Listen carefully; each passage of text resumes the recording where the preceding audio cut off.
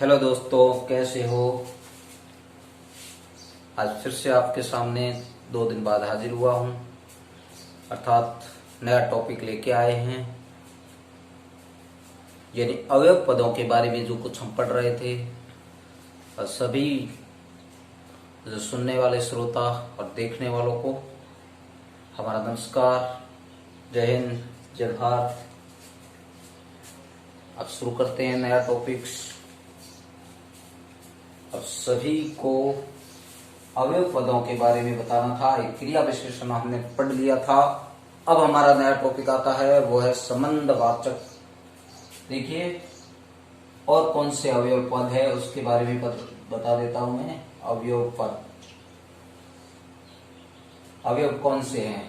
देखिए, पहला क्रिया विशेषण हमने पढ़ लिया है। क्रिया विशेषण जो क्रिया की विशेषता बताते थे। अब दूसरा है संबंध। क्या नाम है?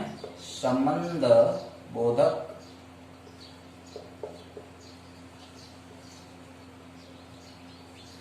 अवयव। अब इस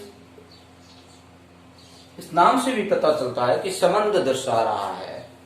क्या दर्शा रहा है? संबंध दर्शा रहा है। अर्थात इस नाम से भी अब इसमें हम लिखेंगे कि वे अवयव पद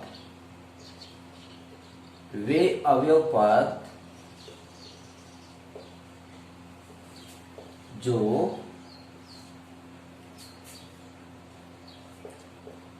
संबंध का बोध कराते हैं। किसका बोध कराते हैं? संबंध का। संबंध का बोध कराने का अर्थ है बताते हैं, बोध कराते हैं। क्या कहलाते हैं दोस्तों? संबंधवाचक, संबंध बोधक,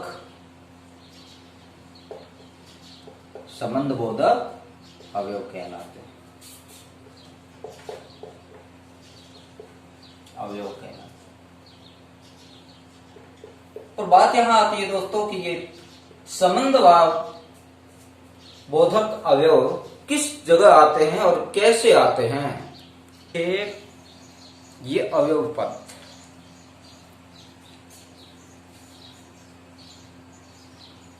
कहलाते हैं, बोला था हमने।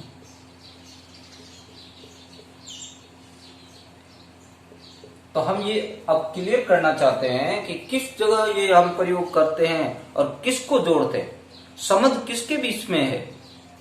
संबंध जैसे किसी से हमारा संबंध है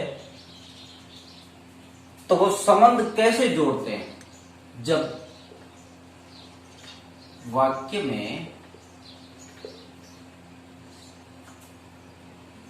दो संज्ञा या सर्वनाम, ये कोई परिभाषा के अंदर नहीं आता वैसे, और ये परिभाषा ज्यादा आपके लिए कारगर नहीं रहेगी क्योंकि परिभाषा से कोई लेना देना नहीं।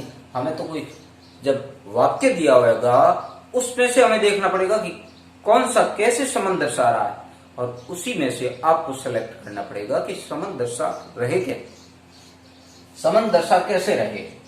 संज्ञा या सर्वनाम पदों को जोड़ने में प्रयोग किया जाता है।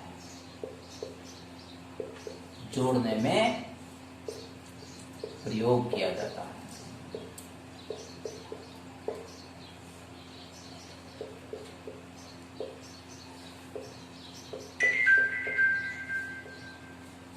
कैसे? जैसे देखो, राधा के बिना श्री कृष्ण परेशान। श्री कृष्ण परेशान।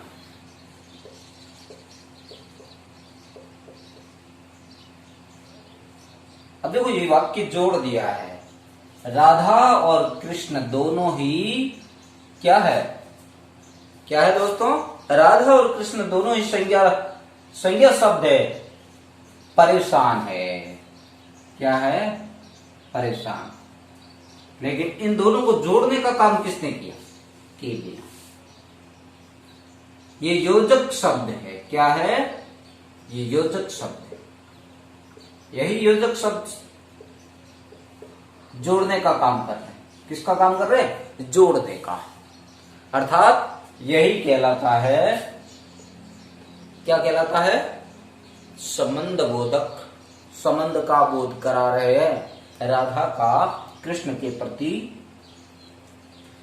यदि इसके बिना हेतु, कारण, वजह, ये सब कुछ संबंध में आते हैं, तो संबंध को दर्शाते हैं। अब मैं यहां कुछ ऐसे शब्द लिखने जा रहा हूं जो आप ध्यान से देखेंगे कि वो कौन कौन से शब्द है जो। हाँ तो दोस्तों, संबंधवाचक अवयव में कौन कौन से शब्द आते हैं? योजक शब्द कौन से? संबंध बोधक। संबंध बोधक अवयव में कौन कौन से शब्द आते हैं? अवयव खास खास शब्द लिखा देता हूं ताकि वो आपको ध्यान में रहेंगे कि कौन से शब्द आते हैं। तब ये संबंध बोधक है, ये योजक शब्द है जो दो संज्ञा या सर्वनाम शब्दों को आपस में जोड़ने का काम करते हैं, आपस में वाक्य में जोड़ने का काम करते हैं। अर्थात देखिए, जैसे हेतु, कहते हैं मैं उसके हेतु काम कर रहा हूं। हेतु और क्या? लिए। सीता के लिए गीता परेशान है ना? और इसी तरह से जैसे कारण, मैं इस कारण आया था। राम के कारण रावण मर गया। या रावण के कारण? नहीं, राम के कारण रावण को मरना पड़ा। अर्थात खातिर, सीता के खातिर राम जी बड़े परेशान।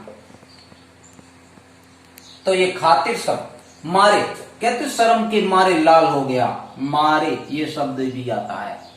और चलते, कोरोना के चलते लोग परेशान है, चलते भी आता है। और इसमें संग,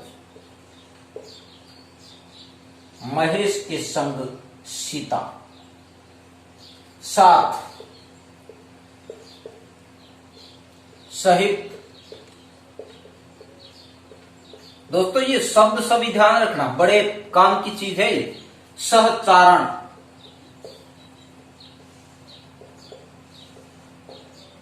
और आता है बिना, बगैर, बिना, बगैर और अलावा। क्या आएगा? अलावा। और दोस्तों इसी तरह से जैसे अतिरिक्त, इसके अतिरिक्त मेरे पास कोई, अतिरिक्त ये शब्द भी इसी का है।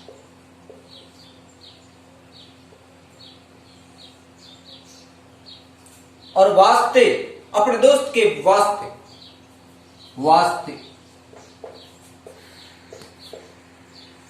और इसी तरह वास्ते के बाद में अगर बिन,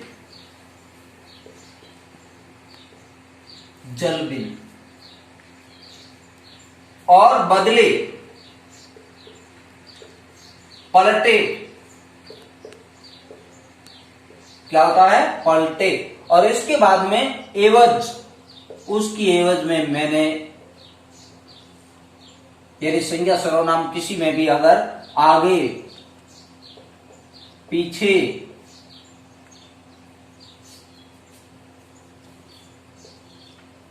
आगे, पीछे, इधर, उधर,